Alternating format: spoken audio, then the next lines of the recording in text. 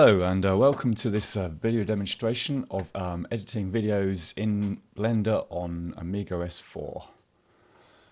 Been a few people asking for this for a while, so I finally found a little bit of time to do it. So first we'll start off Blender, starting from the console. I'm running on my Amiga X1000 using Wasp 3D, so Blender is a little bit slower than it would be if we had Warp 3D on that, but it's still running not too bad. Using the G option to make the icons show through properly, as Wasp 3D does a bad job of that. This is just going to open up on the workbench in a window. So here we are with Blender up. First thing we need to do is set FFmpeg for the output, and then the video I'm going to be editing will be a 720p HD video, so I'm setting the size for that here. Then we need to check our video codec, going to output to MPEG, so that's fine. Then we need to enable audio mixing, and then we'll choose MP3. So now we move up to here to get to the sequencing preset. And here we are, here's the sequencer. Now we need to choose the sequencing subset there. Right, now we're going to add our first video strip. This demo is going to combine two videos, mixing between the two, an audio track and some titling.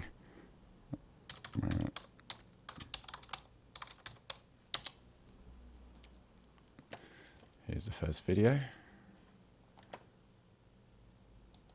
This one has the audio track on it, so we just drag it into position. There, and the audio should appear there. Right, now, fine tuning is easiest to do by putting in the numbers.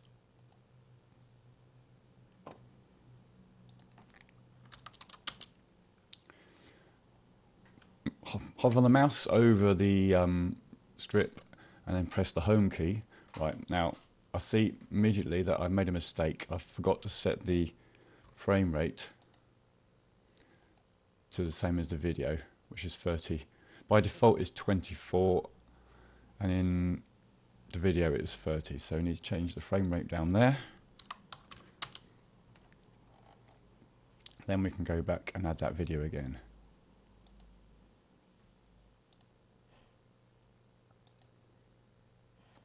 What that does otherwise is stretch the video out. And now you can see it's the right length. And go back to there, put the start to 1. And again the start to 1. Right, the default length is only 250 frames, so we need to set up our video to be the right length, and I happen to know already that its best start point is around 80 and the finish point is at 2636.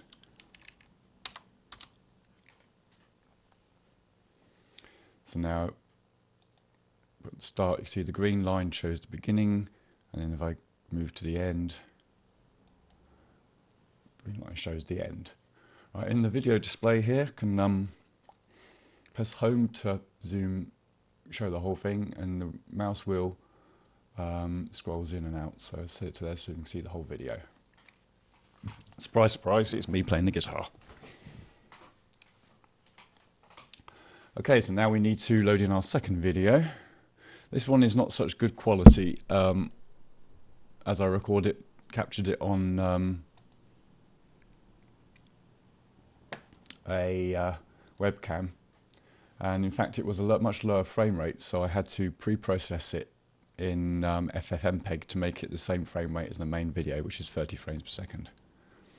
Again, set the fine tuning there. Right. Obviously these two videos aren't in sync, so what we need to do is find a definite point on the video where we can identify and line them up. So start off with our mute that video, so we can see the main video. Then I'm going to move around here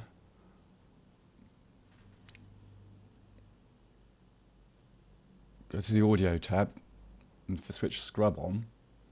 And what I'm looking for now is the last moment where I play that chord, and and I can scrub through using the cursor keys on the keyboard.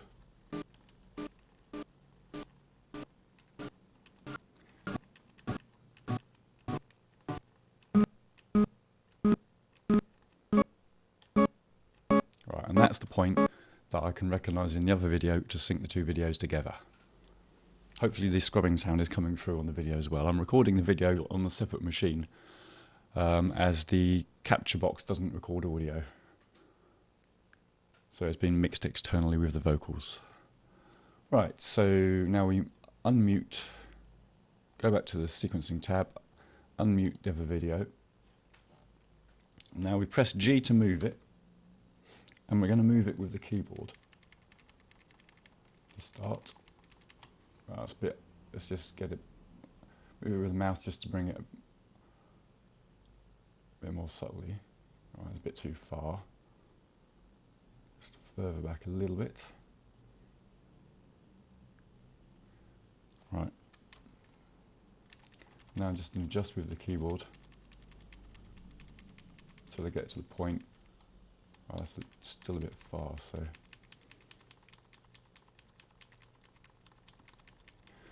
just need to get to the point where I just finish playing that chord, which is coming up fairly soon.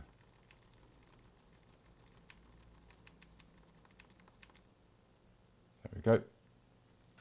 That's just about the end. Those videos are fairly in sync now.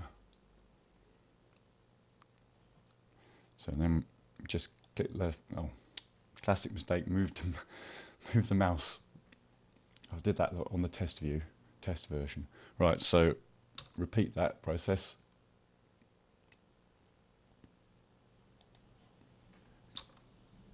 Which is a bit annoying.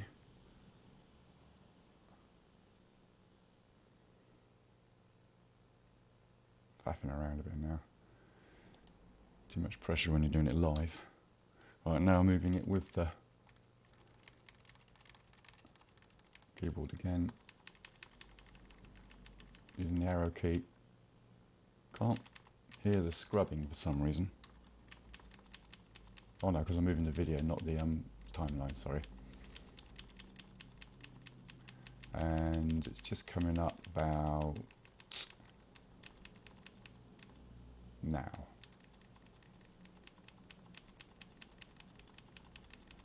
Just a little bit further, and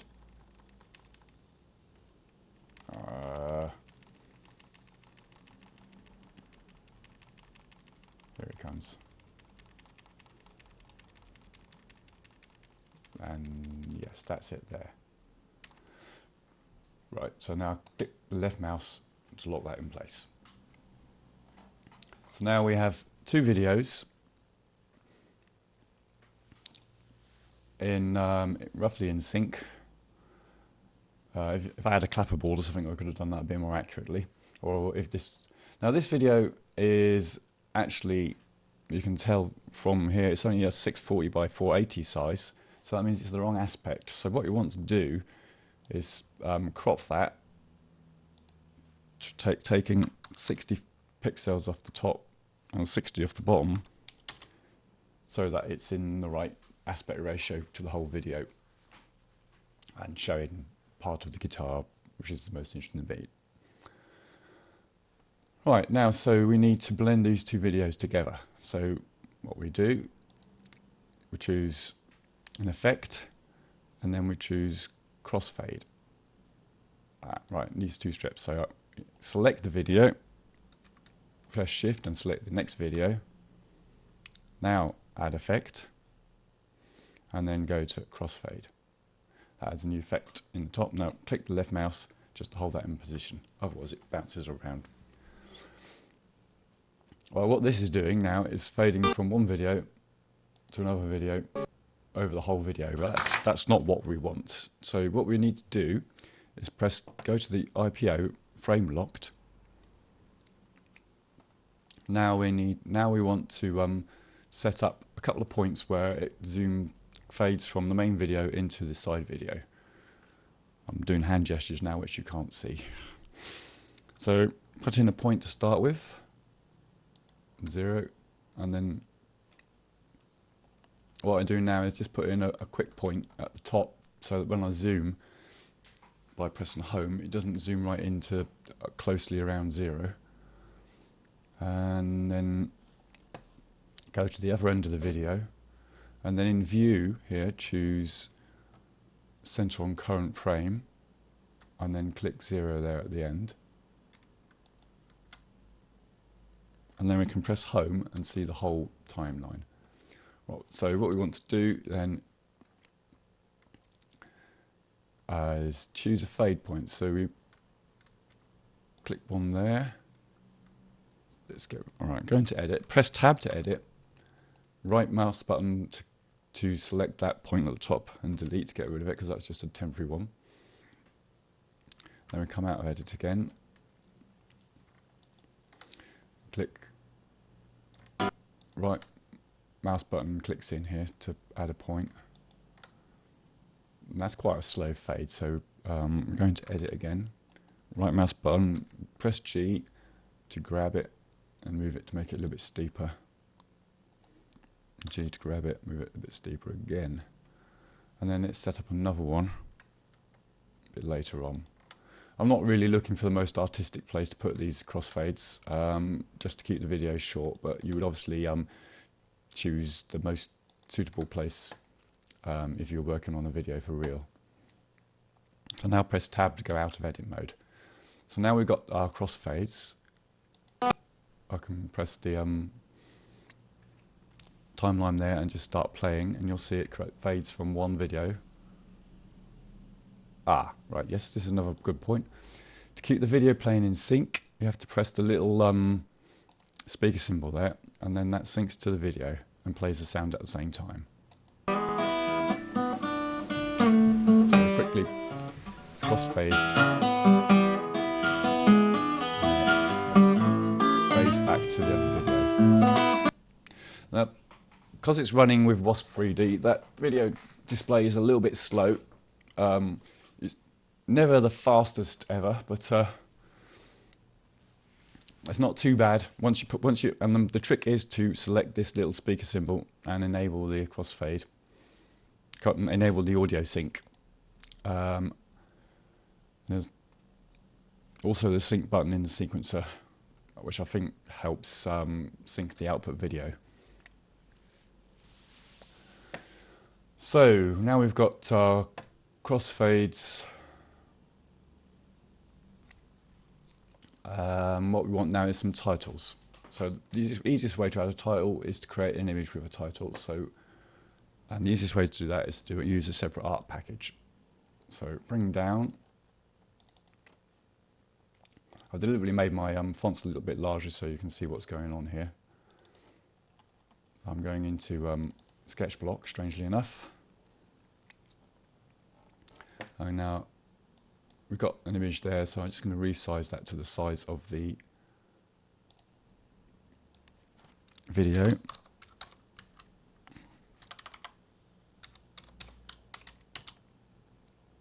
Scale that. Now we want transparent video, so let's just get rid of that frame. Now we need to go to layers, create text, just, I don't know, video.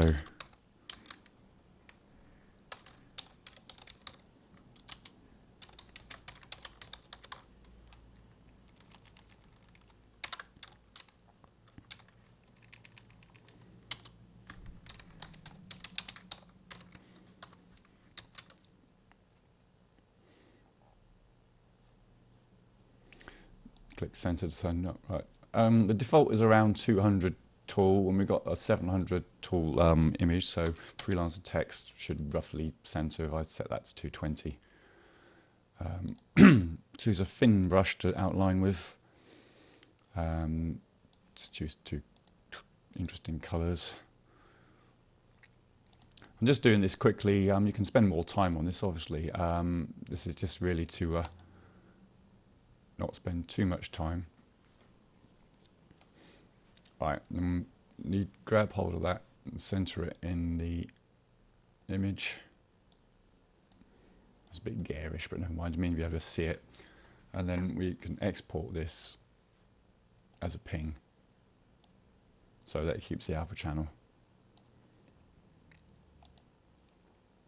And we'll put that in our directory with our videos.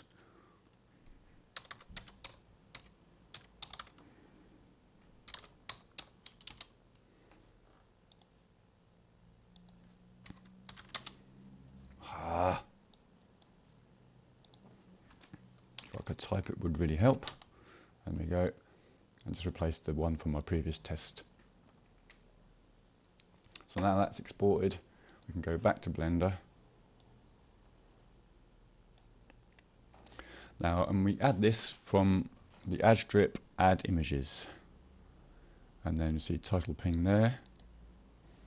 And then select images there. Let's just bring that across to near the beginning of the video. And we'll just get rid of that for the moment. So grab to lengthen the strip. If you click on the little arrows on the ends, then you only press G to grab it. Then you can pull just one side. And we want to position that at the beginning of the video. So the start is 80. The easiest way to move that is to use the screen and just type 80 to start there. Let's put 79 so we know it overlaps. So pre-multiply alpha, then you get a smoother blend. Now we want to, it's in replace mode, but we want to use alpha.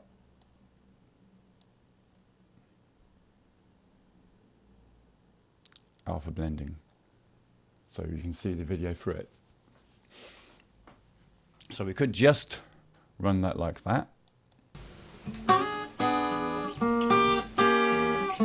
it disappears at the end. Or we can do something a bit more clever. And what we're going to do is apply a translation effect to it. A transform effect.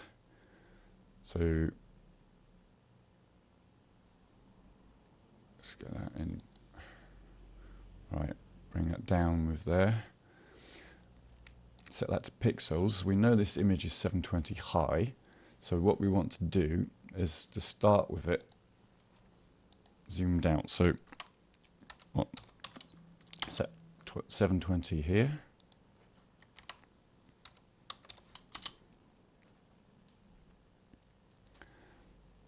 And we put it back in. Now ignore that for the moment. So now we need the IPO frame again. We won't frame look at this time. We'll set the start to 0 and the end to, and then to there and that, and then let's play through that. You can see as it performs, gradually moves in, or is it moving out? Yeah, it takes a little while to sometimes to remember which way around these things go. So I'm going to grab that and move that along. So it starts off in frame and then gradually moves out of frame at the end. Right, now you can't see through anymore. What we need to do again is to blend this with our crossfade. So we take this strip, right click on that strip and then choose an effect, choose the alpha over effect. Now you can see, where's it gone? There we go. These strips float on the mouse when they first get introduced, so it can get a little bit, and the small ones can get lost once this. So now we have that sliding in and out. So now we can do the same at the end. So we click all three of these small tracks, press Shift D to duplicate them, and then move them down this end.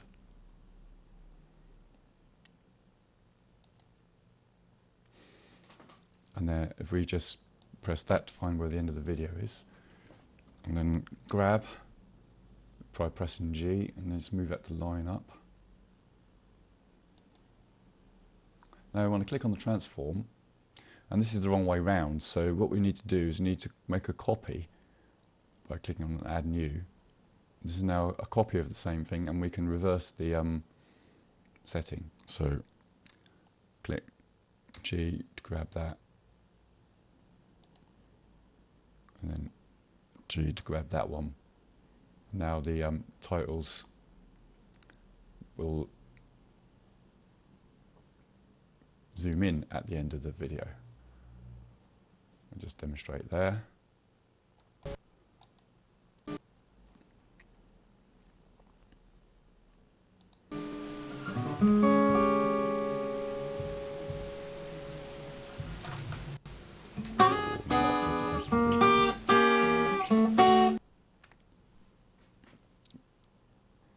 So here we have then, that's our video with titles and crossfades. So the next step is to render it out. So we go to the render tab, choose do sequence, check our size settings, 120 by 720, aspect ratios are right, we are outputting audio, video is the right type. So then we click on anim and it starts rendering out the video. Okay. Why is it doing that? Probably I've chosen audio which isn't. So press escape to get rid of that window. Or something. Switch the audio to MP2. Normally works with MP3. I'm not sure what went wrong with that. And then try again. This time it's outputting. First few frames are a little bit slow because it's having to do the alpha blending with the titles. Once you get past that, it speeds up quite quickly.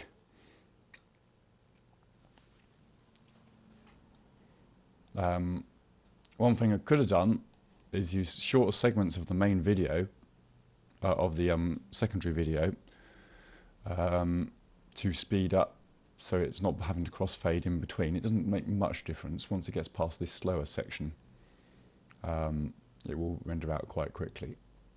Obviously you won't want to wait around for the whole of this rendering process during the video on YouTube, so I will probably skip ahead shortly and then show you the final video.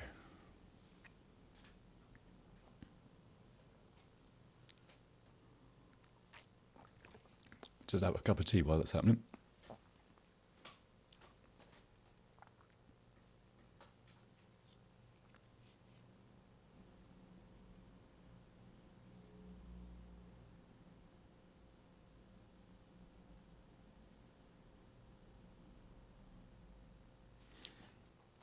Okay, so the video is finished editing now. So we can play it back. One thing I didn't do, which possibly I should have done, is change the output directory. So we'll actually find it in the Blender directory rather than in the temp directory. So what we can do now is then go here and just copy it across.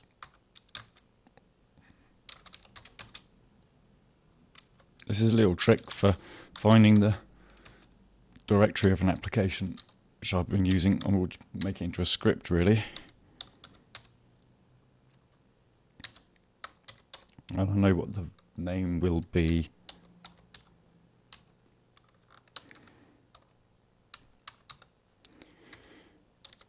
Blender puts a DVD ending on rather than .mpeg for MPEG 2 for some reason. Thought where to go.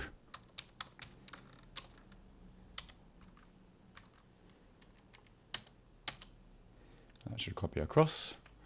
Now we can play it with mplayer.